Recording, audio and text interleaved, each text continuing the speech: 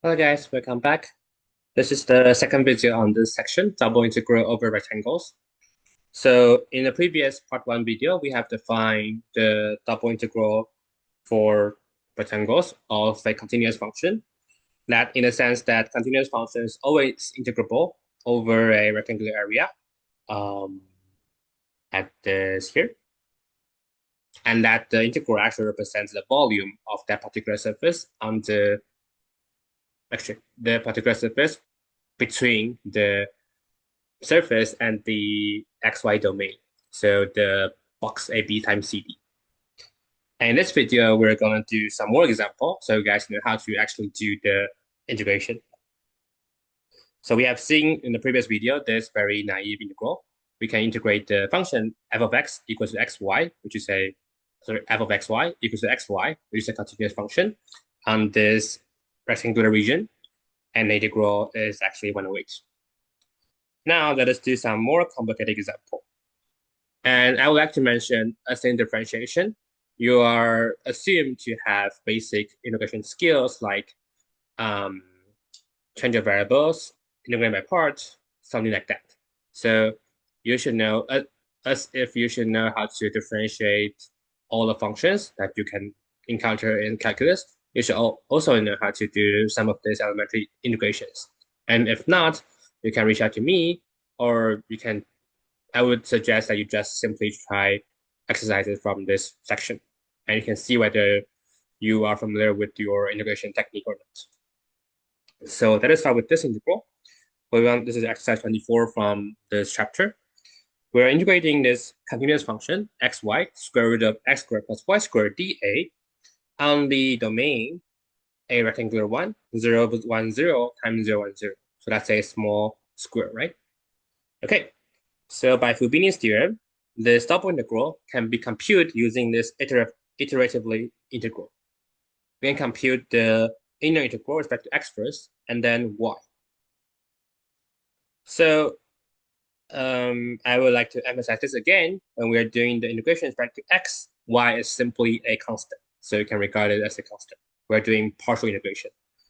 So by changing variable, we have the x here, right? And we have the x squared here. So this motivates us to make x squared to be the new variable u. And then du is simply 2x dx, where we can see that the x here, dx here, actually cancels out and becomes du divided by 2, which is good in the sense that this is a very simple function, right? If you want to integrate, say, this function, then you can do the anti-differentiation directly, which is 2 over 3 u plus 1, 3 over 2, right? You can also do another change of variable, say x squared plus y squared is u, but that'll be also okay, yeah, basically. So in this case, u plus y squared, square root of u plus y squared can be integrated by the antiderivative of this guy. It's actually 2 over 3 u plus y squared, u over 2 plus c. So we see that by canceling 2 and 2, you have this guy. And don't forget, when you are doing change of variables, there's three things to change. One is obviously a variable. The second one is the infinitesimal term, which is du or dx. The third one is the boundaries. So in this case, 1 squared is still 1 and 0 squared is still 0. So you get, as I mentioned in last video, you have to specify your u's and x and y's. So u goes from 1 to 0. If you plug in 1, you will get 1 plus y squared to the 3 over 2 and another y here. By multiplying the term by y, you get y here, and y times y cubed will be y to the 4. So this actual term is quite simple. That is first put it here. The first term can again be computed by using the change of variable. Say v is equal to y squared. Again, you can do y squared plus 1. This is just how I prefer it. But y squared plus 1 maybe it's more intuitive because that makes this to be v. But say v is y squared, then this will be 1 plus v. And again, dv is given by 2y dy. So that makes the y dy here to be half of dv. And then this is simply 5 over 2 divided by 15. Note that there's a 1/3 here. And this again is simply y5 divided by 15, where here v goes from 0 to 1 and y goes from 0 to 1, 2. And then you get this number, okay? 4 root 2 minus 2 over 15. This will be the volume of a solid under this surface on this square. Okay, so that is an exercise on your technique in the change of variable. Now let us do some IBP, integrating by part. So we are integrating x sine x plus y over the rectangular region, 0 pi over 6 and 0 pi over 3. So this is y and this is x. So now by Frobenius theorem, the method 1 I mentioned here is because the method 2 and method 1 is different from swapping the iterative integral order. And we can say that they're actually the same. So in this first particular case, I integrate with respect to x first and then y. So now this is a very classical case of integrating by part because we want to get rid of this x here. We don't know how to integrate this, so we have to get rid of the x. So let's make x to be u and sine x plus y to be dv. Sorry, sine x plus y dx to be dv. So then this is u dv. And we know that the integration of u dv is equal to uv minus v du. So we can actually do the u. Du is equal to dx, and the antiderivative of dv, which is v, is minus cosine x plus y, right? So uv is x together with v minus cosine x plus y, plugging in the boundary, pi over 6 and 0, minus the v du, where v in this case is simply dx, and this guy is du. Oh, sorry. This guy is du, and this guy is v, my bad. Okay, so now we can evaluate this. At pi over 6, it is minus pi over 6 cosine pi over 6 plus y. At 0, it is simply 0. And for this guy, the integral for minus to plus cosine x plus y is sine x plus y. Plugging in pi over 6 and 0, you get pi over 6 plus y sine minus sine y. So you can see that the interior integral becomes a function in terms of y. Now, again, we do the integration with respect to y, which is quite simple. Cosine pi over 6 plus y simply becomes sine pi over 6 plus y. Sine becomes minus cosine, sine becomes minus cosine. So last, you plug in pi over 3 and 0, which is kind of painful. So you plug in pi over 3, you get, in this case, pi over 6 plus pi over 3 is pi over 2. Sine of pi over 2 is 1. And you have this extra coefficient here. And similarly, cosine of pi over 2 is 0. Cosine of pi over 3 is half. And for the 0 term, sine of pi over 6 is half. Cosine of pi over 6 is square root of 3 over 2. And cosine of 0 is 1. So after combining these two terms, you will get this thing, okay? Minus pi over 12 plus root 3 over 2 minus half. I would hope that you guys can finish the algebra until this case, until the case where you cannot combine the square root and some coefficient, some transcendental number like pi or e, okay? Because it will be easier to grade and to see whether you have done it correctly or not. Okay, so as I mentioned, we have a second method, which is simply swapping the order of integration. In this case, we start from dx and then dy, so we have to perform the IBP, integrate by part, at the first stage. But if we start with y, then we will do the IBP later on. So for the integration dy, it is actually quite simple because this is constant. The integration of sine x plus y is simply minus cosine x plus 1. We're plugging y equals to pi over 3, 60 degrees, and y equals to 0, which you get cosine x minus cosine x plus 3. This is the upper bound, and this is the lower bound. And so, yeah, let's do the integral IBP again. Say this is u, and this whole guy is dv. Then du is simply dx, and b will be the antiderivative of this guy, which is sine minus sine of x plus pi over 3. So uv, u, v minus v du. And the first term plugging in pi over 6 is quite simple. It's pi over 6, half, and 1. and 0 is simply 0. Whereas this guy gives you minus cosine x plus cosine x plus pi over 3. And plugging in the value and do some algebra, you can get that the final term is still minus pi over 12 plus root 3 over 2 minus half, which is the same thing as doing the x integration first. Okay, so in this case, you can see that both requires IBP and both has a lot of algebra to do. So there's in general no one better than another one. But we will see at least maybe in 15.2, the next section, that there is some order of integration which is better than another, because in some order, the integral might not be computable. So that is the fascinating feature of Fubini's theorem. Okay, this example, exercise 43, is asking us to find the volume of the solid enclosed by this paraboloid. So it looks like a sort of a ball. Z equals to 2 plus x squared plus y minus 2 squared.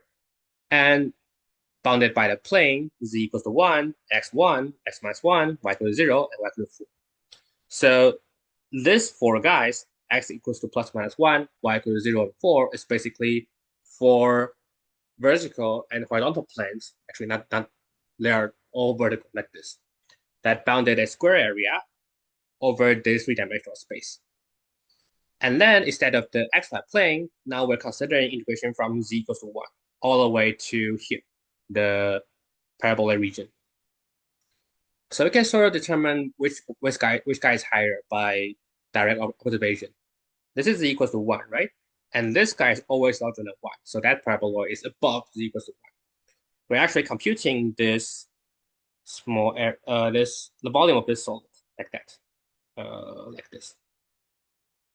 Okay.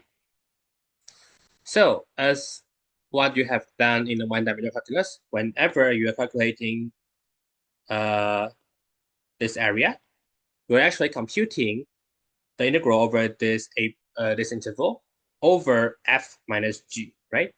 The same thing happens here. We're integrating over this rectangular regime where we're subtracting the upper bound, which is z equals to this guy, by 1 here. So we're integrating over this rectangle over this height minus this height, which you get 1 plus x squared plus y minus 2 squared. And this is a Euler simple integration.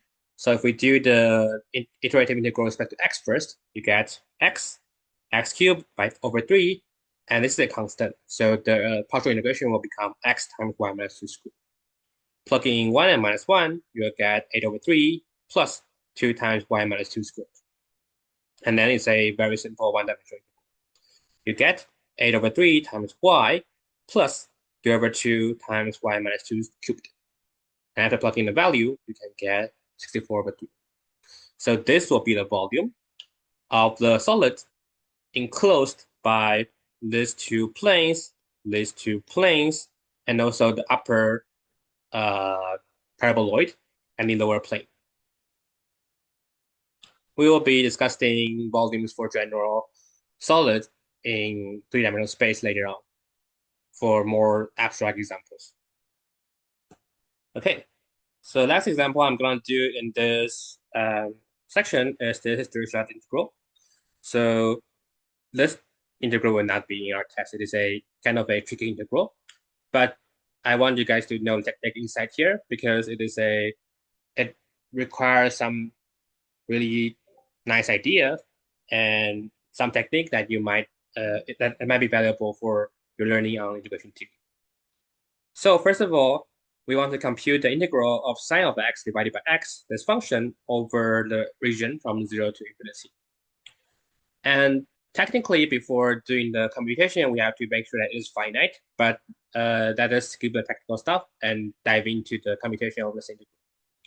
So first of all, we cannot do the usual fundamental theorem of calculus because we don't know the anti-differentiation of this guy. We don't know what function has the derivative of sine x over x. And this is where the double integral comes in. So observe that we have this identity. Sine x over x is actually the integral from 0 to infinity over e minus xy sine x dy. And that is kind of simple actually, because this integration is actually 1 over x. We can see that the integral of e to the minus xy dy is given by minus of 1 over x, because you want to do the you want to drop the x here. So minus 1 over x, e to the minus xy, by plugging in y to infinity and y to 0. So you get 1 over x. So this guy is indeed sine x over x. And therefore, the integral of sine x over x is equal to the integral of this whole bunch of things over x. And by Fubini, actually not really by Fubini, because we haven't yet actually discussed about the implicit differentiation, implicit integration. Sorry, improper integration, my bad, improper integration. So, but whatsoever, let us swap the integration order. So we can do the dx first, then dy. And this is how it actually behaves really nice, because we don't know how to do this guy here, but we know how to do this guy here. Okay, so let's start the algebra. And what I'm going to present is a very, very common technique in the one-dimensional calculus. So when you're integrating something like ex sine x, you have to perform twice the IBP, and then you can get the same term to derive the actual integration. So let me do this. Now, for the interior term, this exponential minus xy sine x with respect to x, then we set up this to be u and this to be dv. Therefore, the differential du is given by minus y e to the minus xy dx. Don't forget we're doing with respect to x, so y is just a constant. And the integral of dv is simply minus cosine x. So you have u v minus v du, where when x goes to infinity, this guy decays to 0. So the first term is 0. By plugging in 0, you get 1 times 1. 1 times minus 1. So subtracting that will give you 1. And y is a constant here. You don't care about the y. And we simply arrange the terms here and here. Now again, we perform the IBP. We set this guy again by u, and this guy now by dv. So du is again minus y e to the minus xy dx, where v is given by sine x. So again, u, v minus v du. Now let us see closely. When x goes to infinity, again, this guy decays to 0. And when x goes to 0, then sine 0 is 0. So the first term actually does not contribute anything. And now you have minus, minus, and minus here. So you have a minus here, and y, so you have y squared here. Where you can see that this guy is actually the same as our commutation here, right? The integration of e minus xy sine x all the way from 0 to infinity. So let us move this purple term onto the left-hand side, which you can get 1 plus y squared. The integral that we desire is equal to 1. So the integral that we desire is actually 1 over y squared plus 1. Okay, so after that, we can see that this guy here is already computable, and it is 1 over y squared plus 1. So the one-dimensional integration can be written into two-dimensional integration. And then by Fubini's theorem, we swap the order. And by simple IBP, we get that the interior term here is 1 over y squared plus 1, which antiderivative is inverse tangent, arctangent, right? By plugging in y to infinity and y to 0, inverse tangent of 0 is 0, and inverse tangent of infinity is actually pi over 2. So we get that the integral of this guy is in fact pi over 2. So there is several remarks here. The first thing is that, like I said, we technically have to verify the finiteness of this integral first to perform this calculus here. But that is a little bit technical and tedious, so I want to dive into the computation. And second, okay, maybe not a fun fact, but this type of integral is actually of interest for many years. Actually, we can see that not only sine x over x, but sine x over x, sine x over 3 over x over 3 multiply together and all the way to x over 13 is actually all pi over 2. And the interesting thing is that this type of formula stops at the point where x is over 15 instead of 13. This will be equal to pi over 2 minus some small constant. It will not be exactly pi over 2. And this whole integration theory is called Born integral. which is, again, like this is just a fun fact. It does not have anything to do with your quiz. The only thing that is important here is the technique I performed here. This time technique should be kind of familiar to you guys. And to sort of explain why this type of strange thing happens, like why is 13 over 15 so special, it is simply because that 1 over 1 plus 1 over 3 all the way to 1 over 13 is actually less than 1. And if you plug the extra term 1 over 15, it's larger than 1. So that makes this integral not parametric. Okay, so we have performed several different types of integration. The first is a more complicated version of a product space integration, a integral on a rectangle. And we have performed the change of variable to sort of jog your memories. And for this second example, we have performed two ways of integration, first dx and dy, and first dy and dx. And the technique we have used here is IBP, the integrate by part. And this is a classical problem on computing the volume of a surface, actually, the volume between two surfaces with a rectangular area of integration. So in this case, the upper surface is given by this paraboloid, and lower surface is given by this equals to 1, which you can imagine we can actually choose different surfaces, not only a plane. So the combination is still quite simple. You integrate the height difference on the domain. And lastly, we perform an interesting integral, which is a one-dimensional integral, but cannot be computed unless you use this type of trick, which you generalize it to a three-dimensional integral and swap the order of integration. This has a name called Feynman's trick. It's a very well-known physicist. But anyway, yeah, that will be all for the examples. So I strongly encourage you guys, the only way to familiarize yourself with this type of problem is to actually do the exercises. So try to do as much as problems from 15.1 as you can to, in one way, understand how Fubini theorem works, in one way to make sure you know every technique of integration that you should know. Basically, two things, the change of variable and the integrate by part. Okay, I guess I will see you in the next video, which will discuss the integral over general region instead of rectangular areas. So see you guys.